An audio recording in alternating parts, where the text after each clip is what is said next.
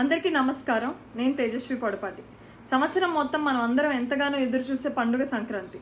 ఎంత busy life ఉన్నా, దేశ విదేశాల్లో ఎక్కడున్నా ప్రతి తెలుగువాడు తన సొంత రాష్ట్రానికి, సొంత గ్రామానికి వచ్చి అమ్మా నాన్నలతోటి, బంధువులతోటి, స్నేహితులతోటి ఎంతో సంతోషంగా జరుపుకునే పండుగ సంక్రాంతి. అసలు మనం సంక్రాంతి ఎందుకు జరుపుకుంటాం? మనం అందరం రైతు కుటుంబాల నుంచి వచ్చిన వాళ్ళమే. ఒక రైతు తన సంవత్సరం అంతా కష్టపడి పండించిన పంట చేతికొచ్చిన వేళ కుటుంబంతో ఆనందంగా పండుగలు జరుపుకునే రోజు సంక్రాంతి. కానీ ఈరోజు మన రాష్ట్రంలో రైతులు సంతోషంగా కుటుంబంతో సంక్రాంతి జరుపుకునే పరిస్థితి ఉందా?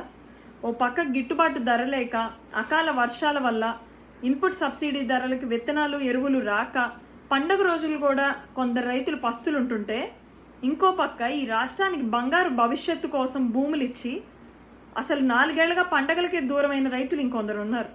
ఇది మన రాష్ట్ర పరిస్థితి. పల్లెటూళ్ళు దేశానికి పట్టుకొమ్మలు అంటారు కదా, మన రాష్ట్రంలో కూడా అంతే. మనం ఈసారి సంక్రాంతికి మన ఊళ్ళకి వెళ్ళినప్పుడు ఈ కష్టాలతో జరిగే సంక్రాంతి ఇదే చివరిది అయ్యేలా సంకల్పం తీసుకోవాలి. వాళ్ళ కన్నీళ్లు తుడిచే చేతులు మనవే అవ్వాలి. ఈ రాష్ట్రానికి భవితనిచ్చే సంకల్పం మన గ్రామాల నుంచే తీసుకోవాలి.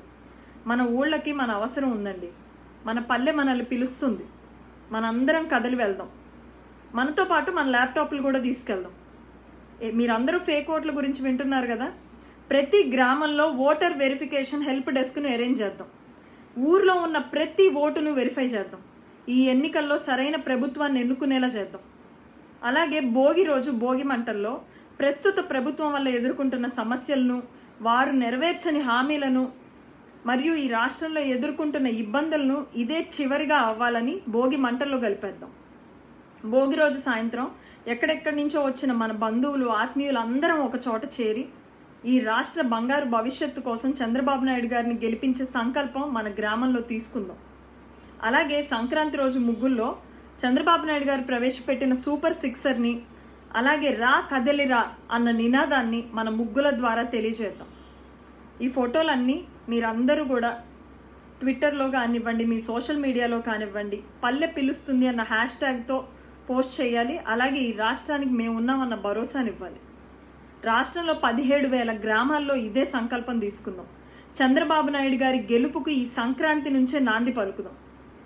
మన రాష్ట్రానికి ఇలాంటి కష్టాలతో జరుపుకునే సంక్రాంతి ఇదే చివరిది అయ్యేలా చూడాలి. మళ్ళీ ఈ దేశానికి అన్నపూర్ణగా ఆంధ్రప్రదేశ్ వెలసిల్లేలా చూడాలి. మన రాష్ట్రంలో ప్రతి రైతు ఆనందంగా సంక్రాంతి జరుపుకునేలా చూడాలి. రండి, కదలరండి, మనందరం కలిసి పోరాడదాం. ఈ రాష్ట్రంలో మళ్ళీ చంద్రబాబు నాయుడు గారిని చీఫ్ మినిస్టర్గా చేయడానికి ఈ సంక్రాంతి నుంచే నాంది పలుకుదాం. నమస్కారం.